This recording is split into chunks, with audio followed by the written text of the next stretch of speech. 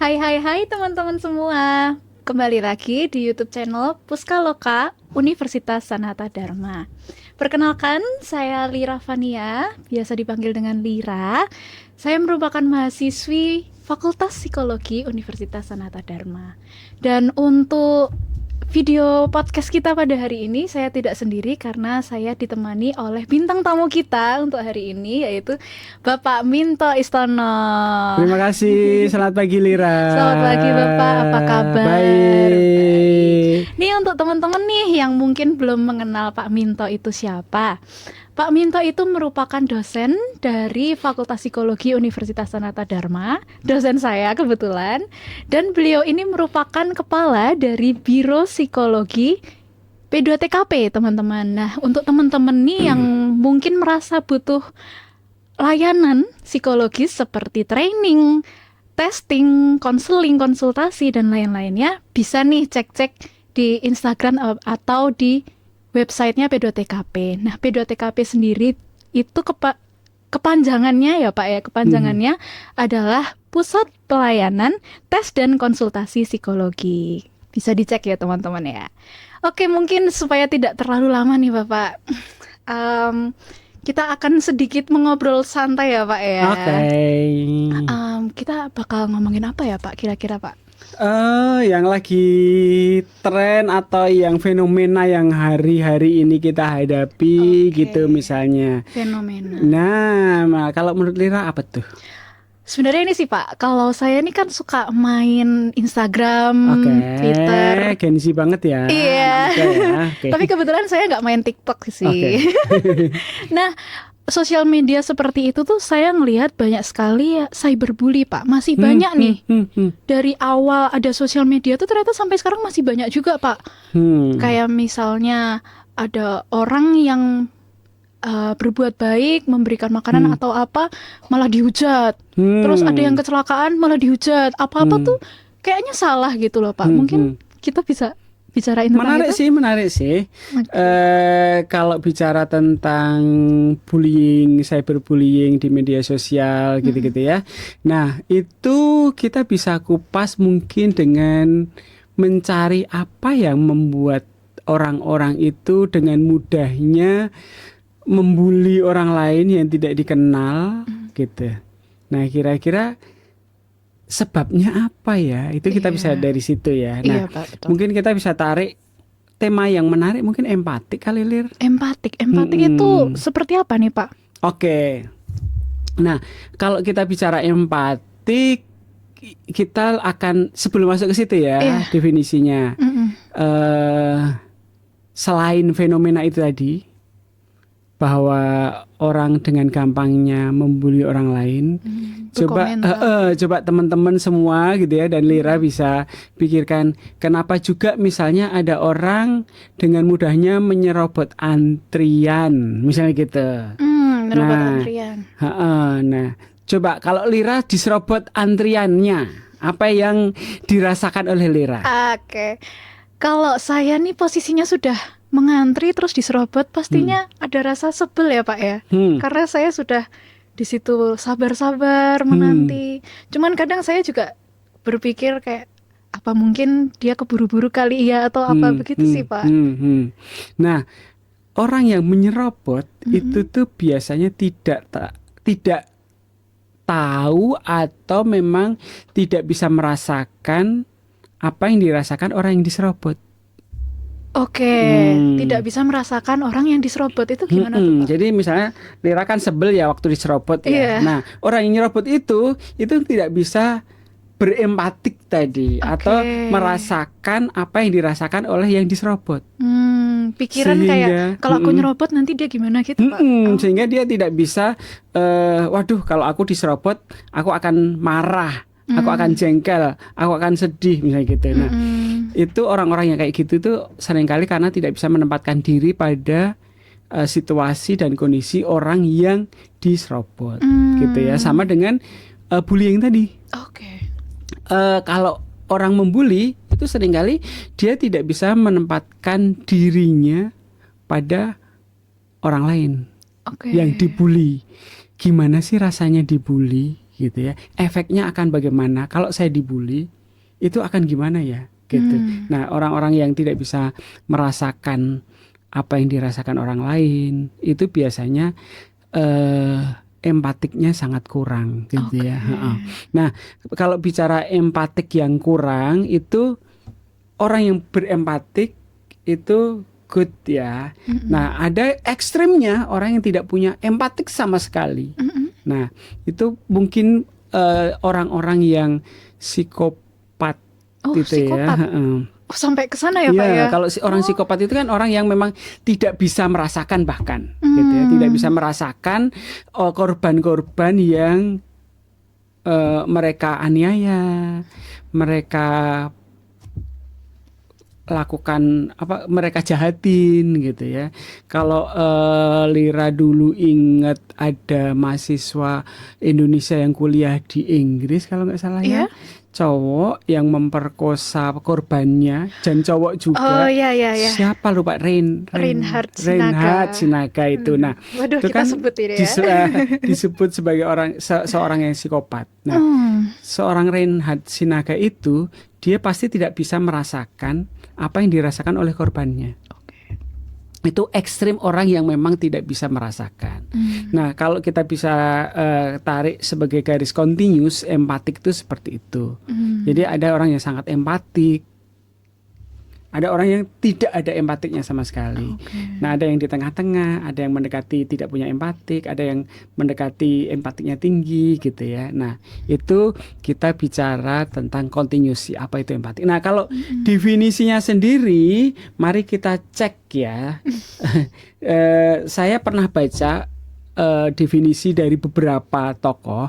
Cuma sebenarnya empatik sendiri itu dicetuskan pertama kali tahun 1909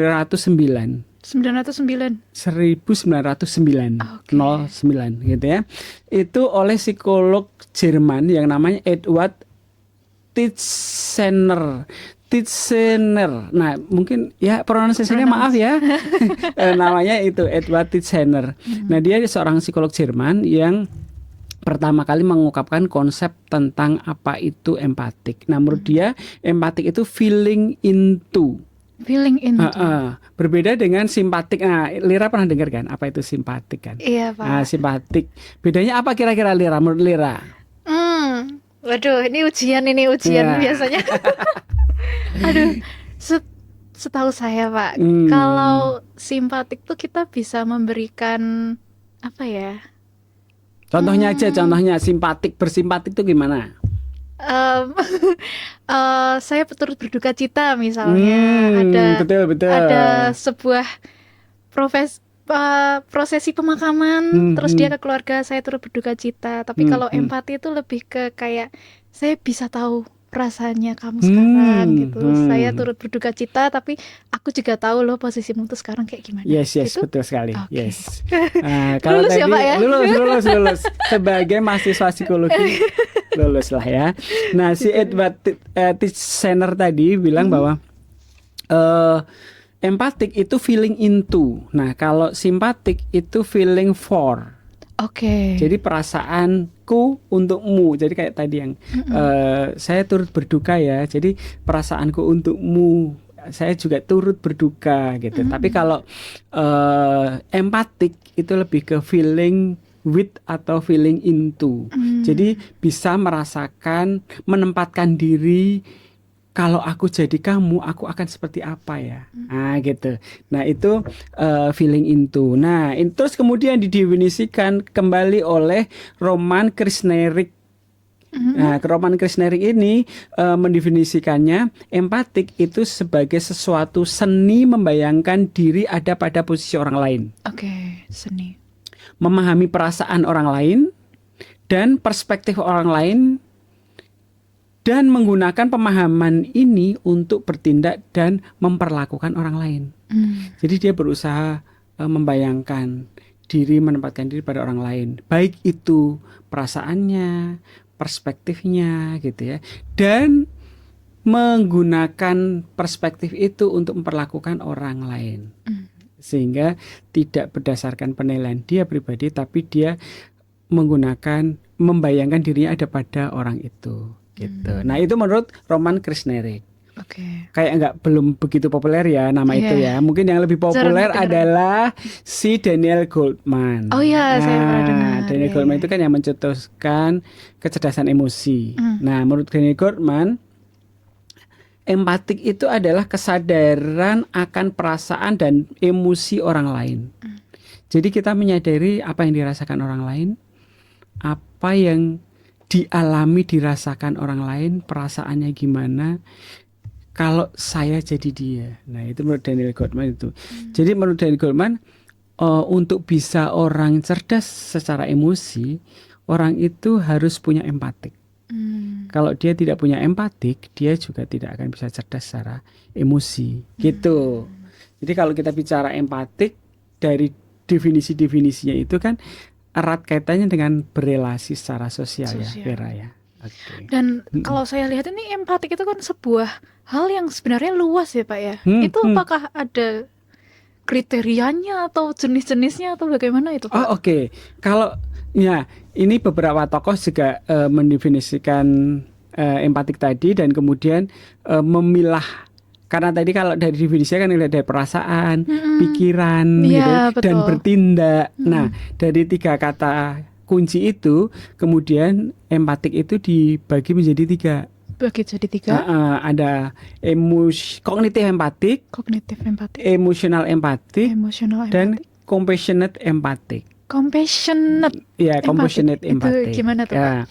Kalau kognitif empatik, you know lah ya. Kalau namanya juga kognitif. Jadi kita akan berusaha membayangkan apa yang dipikirkan orang lain.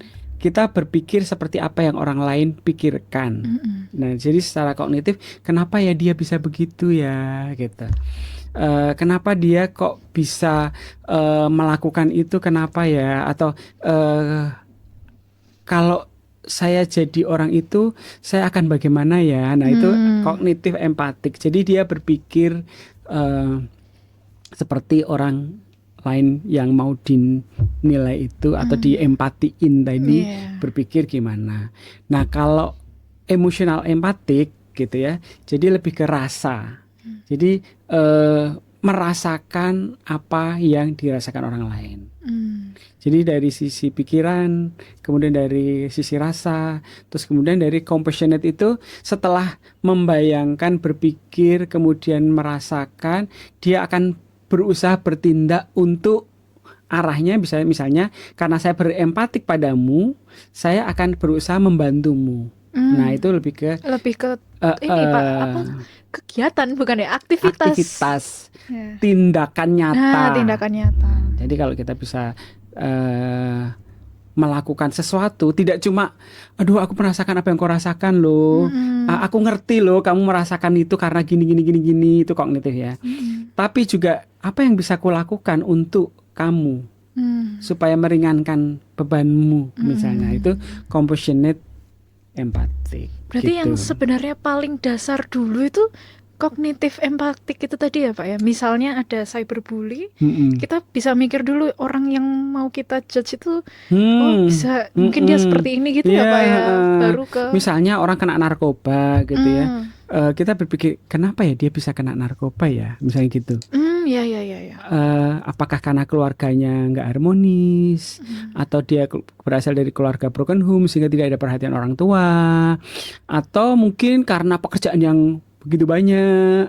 Artis-artis itu kan banyak tuh yang kena narkoba ya, misalnya gitu ya. Mungkin dia ya untuk merilis healing lah mungkin ya, mungkin bahasa sekarang healing itu dengan cara mengkonsumsi narkoba karena terlalu padatnya pekerjaan. Nah, kita berpikir kenapa ya mereka begitu ya, misalnya mulai dari situ. Saya jadi artis, misalnya saya jadi anak yang berasal dari keluarga yang broken home, tidak ada perhatian, nol kasih sayang misalnya gitu ya. Apakah saya juga akan melakukan hal yang sama ya? Nah, jadi kita tidak akan gampang menyalahkan orang lain atau membuli orang lain, karena kita berusaha menempatkan diri ke orang lain.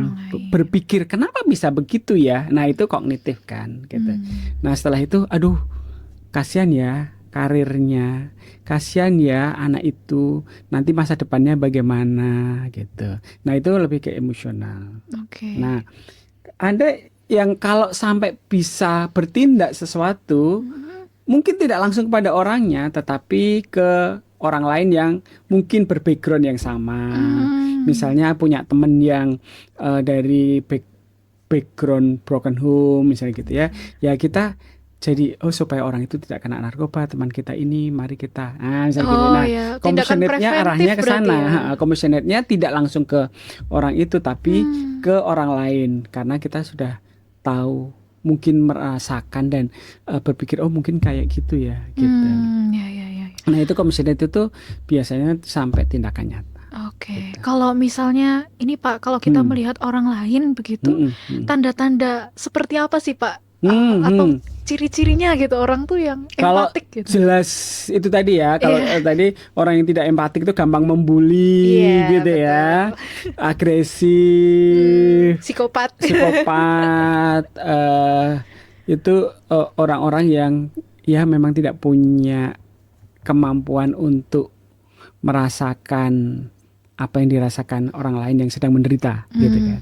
Nah, kalau orang yang empatik itu yang ditanya ya, apa sih cirinya orang yang empatik gitu ya. Nah, menurut Lira itu termasuk empatik nggak?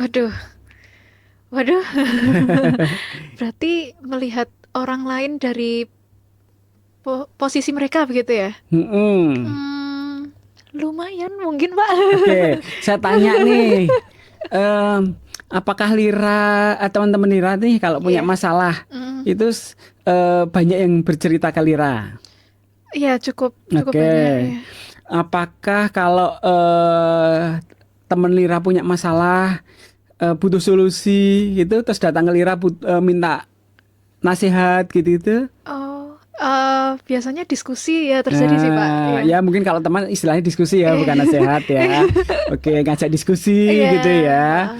Terus apakah kemudian Lira jadi banyak teman? Amin.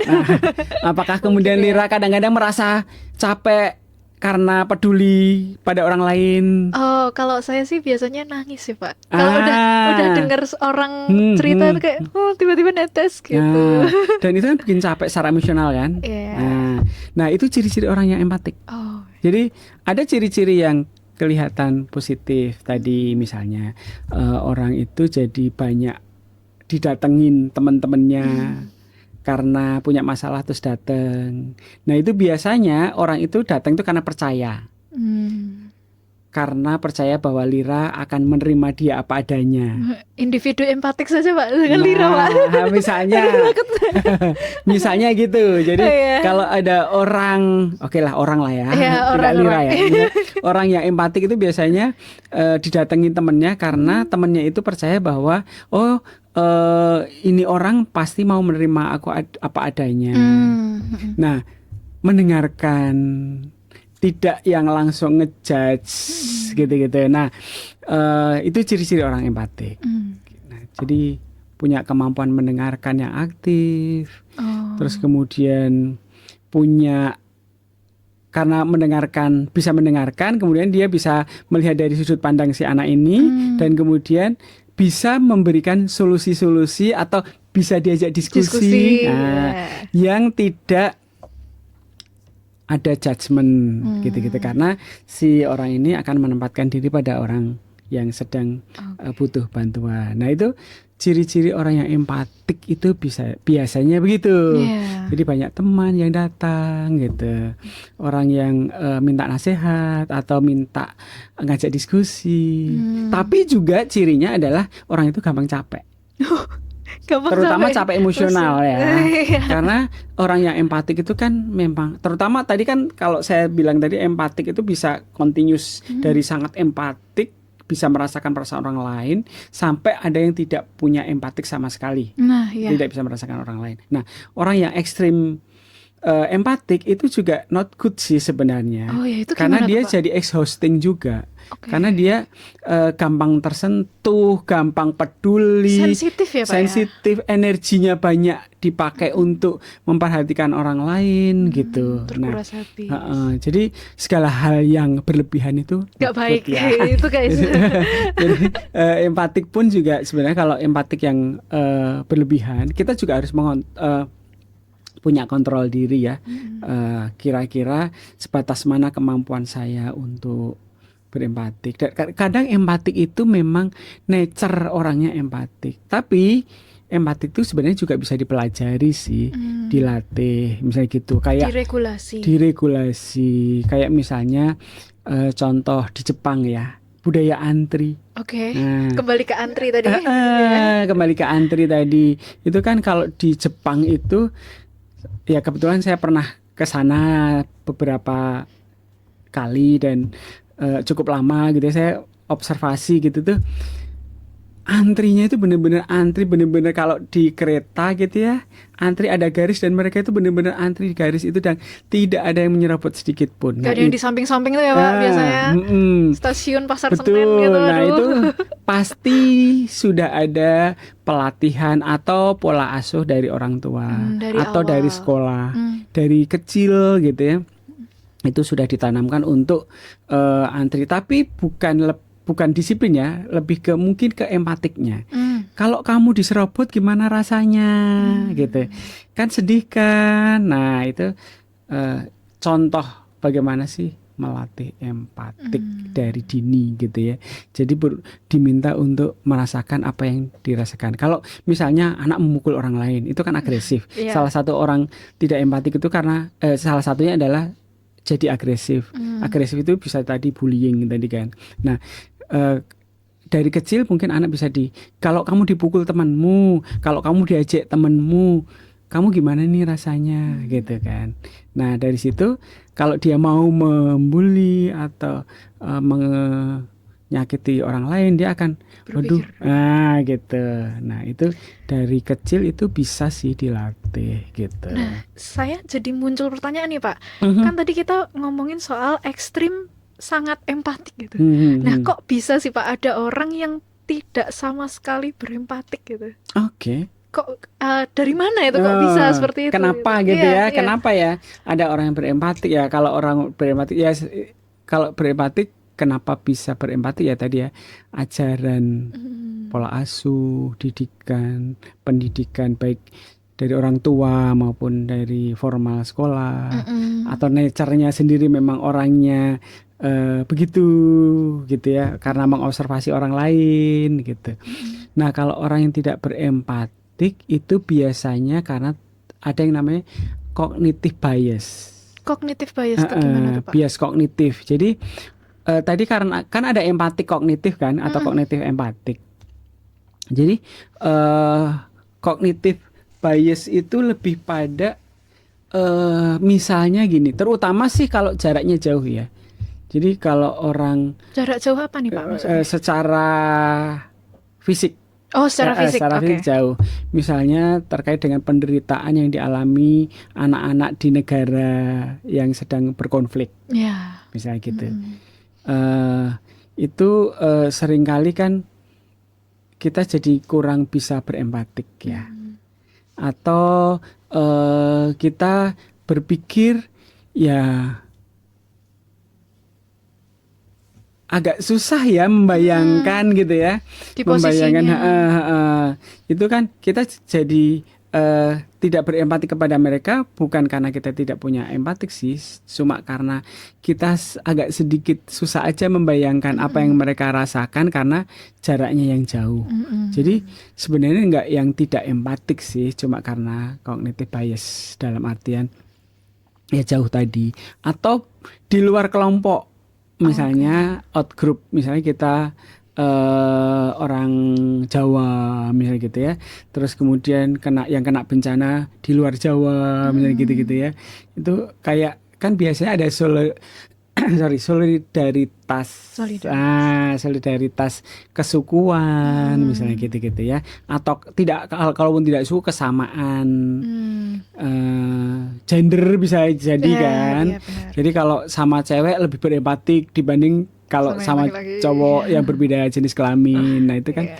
lebih ke cognitive bias ya. Jadi dia kayak bias berpikir begitu. Berarti kayak bahasanya kayak kurang relate gitu ya Pak ya? Iya, bisa jadi. Kayaknya kurang relate deh Kalau kita mungkin anak gitu. sekarang nggak relate ya, sehingga tidak bisa berempatik gitu Iya, ya. Jadi mungkin. itu jadi kurang bisa membayangkan atau berpikir. Nah, yang kedua itu dehumanisasi atau dehumanization. Itu lebih karena misalnya kayak gini. Kalau orang kena musibah, misalnya diperkosa, dicopet, gitu-gitu, Iya Pak, gitu ya, kaget misalnya. saya. Oke. Itu kan orang itu seringkali tidak bisa berempati karena mereka sudah punya pikiran bahwa orang kalau kena musibah pasti dia pernah melakukan sesuatu yang nggak baik tuh, misalnya Iya. gitu. Jadi dunia itu, dia punya mindset bahwa dunia itu seimbang, dan dia punya mindset yang kaku tentang misalnya apa yang dia tabur itulah yang dia tuai. Ah ya, Misalnya padahal nggak gitu. selalu ya Pak ya. Jadi misalnya kalau orang kena musibah, oh mungkin dia orangnya tidak pernah mau menolong orang lain nih, sehingga makanya dia kena musibah. Sehingga itu yang membuat kita jadi tidak berempatik kan. Prasangka negatif. Nah, bisa jadi itu akan memunculkan prasangka negatif. Meskipun juga tidak yang berprasangka negatif sih, lebih karena mindsetnya dia. Jadi kayak mendehumanisasi karena bahwa dunia itu imbang. Apa yang dunia itu baik adanya. Sehingga kalau kamu kena sesuatu yang tidak baik, itu pasti karena kamu nih, gitu. Bukan karena sesuatu. Kamu pasti pernah melakukan kejahatan ya. Atau kalau korban pemerkosaan misalnya, kamu pasti pakai baju yang seksi-seksi ya. Iya. Misalnya Betul, gitu-gitu. Pak. Nah, Iya. itu tuh jadi tidak bisa berempatik. Atau orang kecopetan, kamu sih naruh dompetnya nggak hati-hati. Nah, misalnya gitu. Nah, itu kan menyalahkan. Kalau ada korban dan pelaku, justru malah korbanlah yang disalahkan gitu ya Pak ya. Nah, itu ya dehumanisasi Dehumanisasi. karena orang yang melakukan itu atau yang tidak bisa berempatik itu karena merasa bahwa ya itu pasti salahnya dia nih, gitu. Nah, itu juga termasuk victim, bisa disebut sebagai victim blaming sih. Iya, Ya. Jadi orang yang seperti itu kayak menyalahkan korbannya gitu ya. Nah, itu orang jadi tidak bisa berempati karena itu, gitu ya. Baik Pak. Nah, saya tuh jadi membayangkan Satu juga lagi, sih Pak. satu lagi. Oh iya, ada lagi. Ya karena memang tidak dilatih sih sebenarnya. Oh, Untuk empatinya tidak dilatih. tidak dilatih untuk kenapa orang bisa begitu. Mungkin dari keluarga tadi ya. Nah, Konsep logikanya mungkin ya Pak ya, mungkin ada sebab akibat tuh dia nggak tahu gitu ya Pak ya. Saya tuh juga membayangkan ini sih Pak, yang ada di lingkungan-lingkungan saya. Jadi manfaat apa lagi sih Pak kira-kira yang bisa diberikan oleh apa ya, konkretnya tuh seperti apa sih Pak? Oke. Selain tadi yang kayak berbaris, kok baris berbaris, antri, antri dan lain-lain, itu ada lagi mungkin? Empatik itu seharusnya kan dilakukan oleh semua orang, Iya. baik individu ataupun sebagai profesional tertentu gitu ya. Kalau bicara tentang manfaat, bisa untuk pekerjaan, bisa untuk Pekerjaan diri, juga? bisa untuk diri sendiri. Oke. Jadi kalau kita punya profesi psikolog harus ya. Kalau psikolog kan harus punya empatik ya. Iya betul. Nah, terus kemudian dokter, empatik sama kliennya, perawat, gitu-gitu ya. Atau misalnya bahkan polisi, gitu ya. Tidak yang kemudian kalau menangkap orang yang kena narkoba, misalnya gitu. Karena polisi tidak punya empatik ya, dia akan selalu ini orang salah nih, gitu ya. Betul. Dicecer lah ya Misalnya bahasanya. gitu. Jadi tidak ada empati, kenapa dia bisa gitu. Jadi kalau polisi lebih berempati kan lebih bisa diterima gitu ya. Nah, bisa juga sebagai personal. Personal itu empatik ya, nanti manfaatnya bisa dengan diri dan sesama, diri dengan pasangan gitu ya. Nah, secara spesifik sebenarnya kalau bicara manfaat empatik itu bisa kalau kita berempatik itu kan kita bisa jadi orang yang lebih baik. Be better you. Oke. Kenapa bisa begitu ya? Kalau kita empatik kepada orang lain, itu tuh akan kayak merasa tenang. Kita kan seringkali punya makna hidup kalau kita bisa menolong orang lain, ya kan? Kalau kita bisa membantu orang lain. Nah, saat kita berempatik dan kemudian orang terbantu, tertolong, kayak tadi misalnya ciri orang empatik adalah sering didatangi teman untuk dicurhatin, terus setelah curhat Diskusi. orangnya jadi happy atau lega, gitu kan, kita jadi ikutan lega, gitu ya. Nah, itu tuh bisa be better me tadi atau be better you kalau kamu empatik. Kalau saya empatik, be better me, saya jadi lebih happy. Ada lebih evaluasi tentrem. diri gitu ya Pak ya. Ya kayak lebih ke bermaknaan sih, Lira. Lebih, aku merasa lebih bisa membantu orang lain, gitu ya. Yang pasti juga manfaat lain kalau terkait dengan orang lain, misalnya baik itu dalam pasangan, dengan pasangan, di pekerjaan, biasanya kalau orang empatik itu akan bisa lebih meminimalisir konflik. Gimana tuh Pak? Atau manajemen konflik ya. Ya. Jadi kalau saya punya empatik, terus kemudian orang melakukan sesuatu yang tidak bagus atau saya tidak suka, saya tidak akan langsung berespon atau bereaksi, tapi saya akan diam dulu. Kenapa dia bisa begitu ya? Oke. Nah, itu kan tadi cara empatik itu kan salah satunya gitu ya, memahami orang lain kenapa bisa berperilaku seperti itu. Nah, dari situ kita baru akan, misalnya kalau nggak ngerti, oh kenapa dia bisa begitu? Oh mungkin karena tadi kata-kataku nggak mengenakkan dia sehingga dia bisa menyerang saya, misalnya gitu. Atau kalau memang kita nggak ngerti, kita terus kemudian kan jadi tanya, kenapa kamu begitu ya? Akan maksudnya gini. Nah, komunikasi. Jadi kan konfliknya jadi terhindarkan karena memahami kenapa dia bisa begitu. Tidak langsung kita bereaksi atau berespon dengan marah. Nah, itu akan terjadi konflik. Tapi dengan kita punya empati, kita akan diam dulu. Kenapa ya dia bisa begitu ya? Nah, itu manfaat lain dari berempatik selain untuk diri kita, ya untuk relasi dengan orang lain. Kita bisa dipercaya orang lain gitu ya. Hubungan kita dengan orang lain juga menjadi lebih enak. Tadi kan saya juga sebut bahwa orang yang berempatik itu biasanya punya kemampuan mendengarkan yang baik, mendengarkan yang aktif. Ya betul, sudah dapat pelajaran itu. Orang yang empatik itu biasanya punya kemampuan active listening. Nah, kalau punya kemampuan active listening itu biasanya komunikasi juga akan lebih bagus dengan orang lain. Jadi good relationship, punya good communication, biasanya juga akan disukai oleh banyak orang, gitu ya. Bukan bermaksud untuk mau menyenangkan banyak orang ya, tapi ya dengan kita berempatik tuh orang jadi akan senang, nyaman dengan kita gitu. Selain itu juga kalau dalam dunia kerja, misalnya seorang pemimpin nih, pemimpin yang empatik itu biasanya pemimpin yang bisa menempatkan diri pada bawahannya. Misalnya saya tahu nih pekerjaan sebegini banyak, terus saya kasih pekerjaan ke bawahan saya gitu. Itu karena saya tidak bisa menempatkan diri pada si anak buah. Dengan kemampuan dia seperti itu, dengan waktu yang segini, terus kalau saya kasih pekerjaan itu, pasti dia akan stres deh. Nah, pemimpin yang empatik akan bisa tahu itu. Sehingga dia tidak akan membebankan pekerjaan itu kepada satu orang, mungkin dengan beberapa orang. Gitu. Dan dengan banyak pertimbangan ya Pak ya. Dan dengan banyak pertimbangan. Karena empatik tadi gitu. Tidak gampang marah kepada anak buah kalau anak buah melakukan kesalahan, misalnya gitu ya. Karena dia akan, kenapa ya anak buahku melakukan kesalahan itu? Akan nanya itu dulu gitu ya. Nah, itu menjadi good leader biasanya kalau seorang pemimpin punya empati. Kalau dalam dunia bisnis, itu juga contohnya misalnya pernah dengar atau pernah nonton podcast atau YouTube-nya Nadiem Makarim nggak, yang dia kan pendiri Gojek tuh. Iya, iya. Nah, saya pernah nonton itu, saya lupa sih itu YouTube atau podcast gitu ya. Dia pernah bilang bahwa ditanya tuh kenapa Gojek bisa sukses.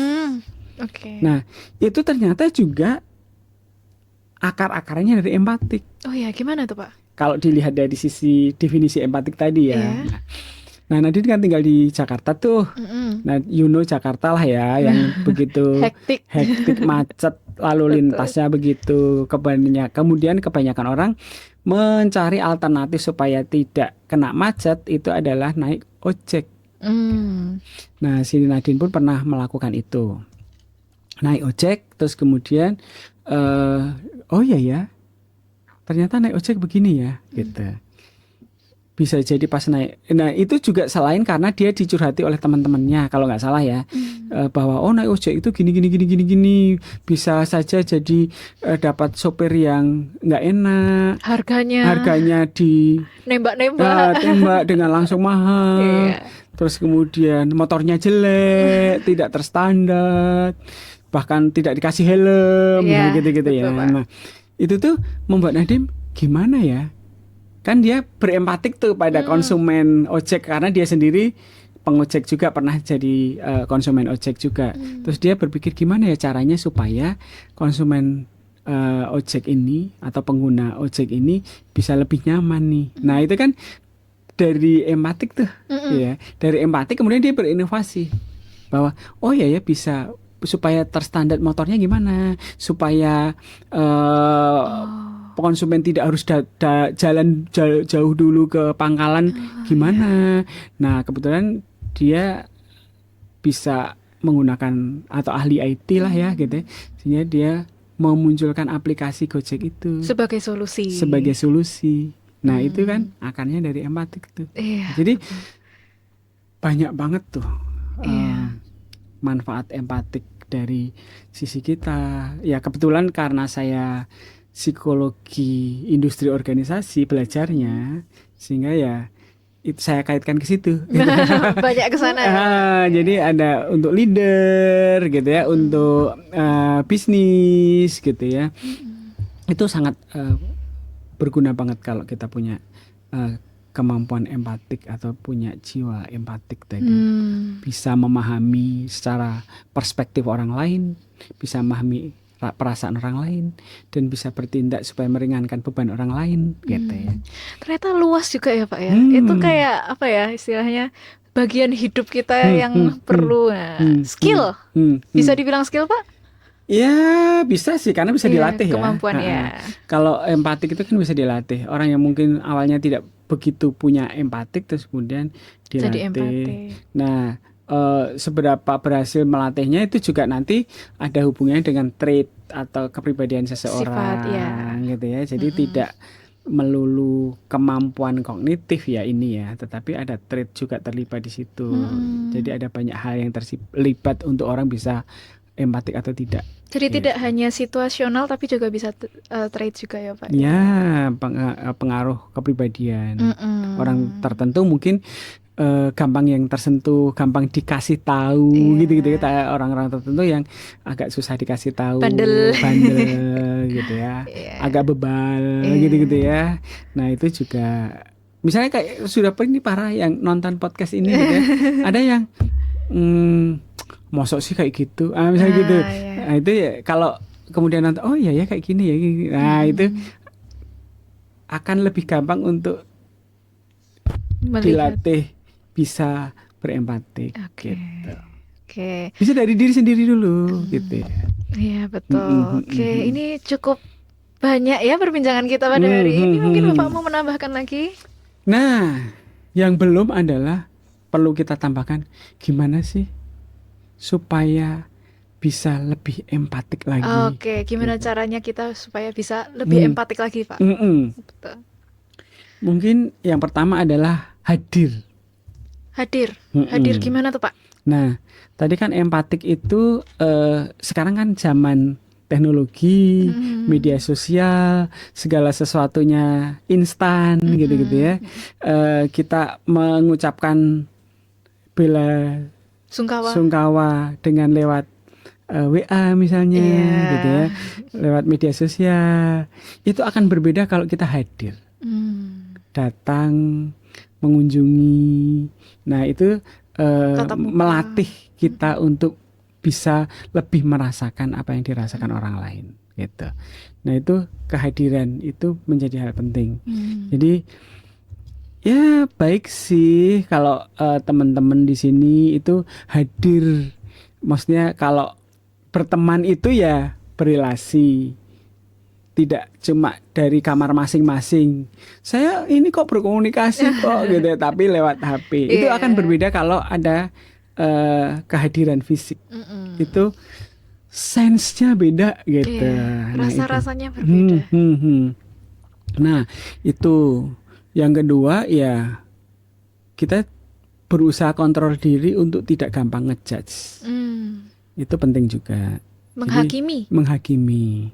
Jadi kalau ada sesuatu ya jangan terus bereaksi menghakimi, gitu. Itu juga penting. Terus tadi yang active listening yang Lira bilang tadi, itu juga perlu dilatih.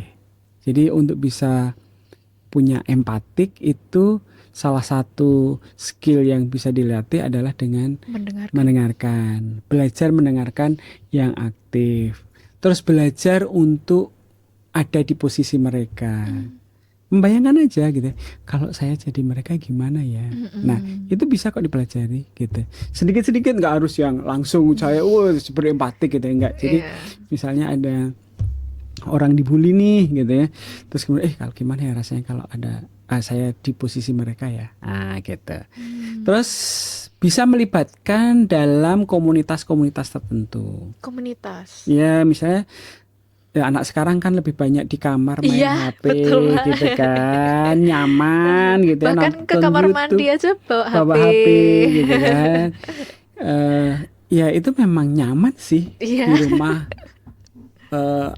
Rebahan, nonton zona YouTube, nyaman. nonton media sosial, scroll gitu-gitu kan nyaman dibanding kalau kita harus datang ke rumah teman atau harus ikut beraktivitas. Tadi kan poinnya ikut komunitas tertentu gitu ya. Nah, kalau ikut komunitas tertentu itu sedikit banyak akan melatih kita untuk bisa kerjasama. Kerjasama itu kan butuh mengerti, memahami orang lain. Nah, di situ. Terus kemudian ada diskusi pasti dalam satu komunitas untuk membuat suatu program. Nah, di situ kita berusaha mendengarkan ide-ide orang lain, tidak yang kita maunya ide kita. Nah, itu kan pasti akan belajar di situ, hadir. Tidak harus komunitas yang membantu orang lain kayak LSM tentang bencana, enggak. Jadi komunitas di sini lebih ke berelasi sih sebenarnya. Poinnya ikut komunitas itu supaya ada relasi dengan orang lain, berkomunikasi, melihat perspektif mereka. Jadi kadang-kadang kalau orang gampang ngejudge gitu kan, terus kita dikatain dasar kurang piknik. Gitu. Nah, kurang piknik itu kurang dolan atau dolannya kurang jauh nih. Nah, gitu. Itu lebih karena ya kurang berelasi dengan orang sih gitu ya. Kurang melihat dari perspektif orang lain. Apalagi di situasi yang zaman sekarang makin individualis ya, Pak ya. Ya itu kan individualisnya itu karena teknologi sih menurut saya. Teknologi itu membuat orang jadi lebih individualis, lebih nyaman, yang akhirnya tidak mau berelasi gitu. Sulit untuk membuka dirinya gitu ya. Mungkin yang terakhir kita berusaha melihat orang, see people as a human. Oke, kata-kata hari ini, Pak. Jadi kita akan melihat ya teman kita, bahkan orang yang tidak kenal itu sebagai manusia, memanusiakan manusia, melihat people as human. Orang lain itu adalah manusia seperti kita. Kalau saya tidak suka disakiti, ya pasti mereka juga tidak suka disakiti. Kalau saya tidak mau disakiti, ya saya jangan menyakiti orang lain, misalnya gitu. Nah, kalau saya tidak mau dijudge, ya saya tidak akan ngejudge orang lain. Misalnya dari yang sederhana begitu aja dulu, gitu. Itu kan see people as a human ya. Gitu. gitu. Kalau nggak mau digituin ya jangan kayak gitu gitu lah ya, gampang. Karena ya tadi antri tadi balik lagi. Kalau kamu tidak mau diserobot antrian ya kamu jangan menyerobot antrian. Jengkel kan kalau diserobot, ya jangan nyerobot. Betul. Nah gitu. Itu latihan hal-hal kecil semacam itu bisa meningkatkan. Gitu. Itu sih tambahan saya. Oke. Mungkin ada pertanyaan lagi juga boleh. Untuk saat ini saya sudah tidak ada pertanyaan ya. Kalau teman-teman semua penonton yang ada di rumah ada pertanyaan mungkin bisa menghubungi melalui P2TKP atau di kolom chat YouTube Puskaloka. Nah mungkin apa ya kata-kata terakhir Pak, pesan-pesan terakhir mutiara dari Bapak. Oke. Saya menutup. yang relate dengan ini ya. Ya, tadi kan boleh. bahasanya relate ya. Yeah. Saya ikut-ikutan nih. Yang relate dengan tema kita hari ini tuh saya pernah baca apa ya istilahnya ya? Proverb. Quotes? Ya semacam itulah ya, pepatah. Pepatah orang Indian. Nah, American Indian gitu. Mereka bilang ini, never criticize a man until you have walked a mile in his vocation. Apa tuh Pak artinya? Yang artinya, jadi jangan pernah mengkritik orang lain sampai kamu merasakan apa yang dirasakan orang lain itu. Oke. Di sini kan kalau diterjemahkan secara harafiahnya, jangan pernah mengkritik si orang lain atau mengejudge orang lain sebelum kamu menggunakan sepatu mereka. Gitu ya. Maksudnya itu lebih ke sebelum kamu merasakan apa yang mereka rasakan. Betul. Gitu. Jadi kalau kamu menggunakan sepatu mereka, apa sih yang dirasakan mereka? Gitu. Betul. Nah itu teman-teman, itu adalah pesan pembicaraan kita pada hari ini untuk berempati dan juga ya coba merasakan bagaimana perasaan orang lain, bagaimana situasi dari orang lain sekitar kita. Begitu, mungkin kalau dari ada teman-teman mau ada pertanyaan, sekali lagi bisa diajukan ke Instagram atau website P2TKP atau komen di bawah. Komentar di bawah. Oke, sekian dari perbincangan kita pada hari ini. Sampai bertemu di video podcast selanjutnya. Terima kasih. Terima kasih Lira. Terima kasih Bapak. See you semuanya.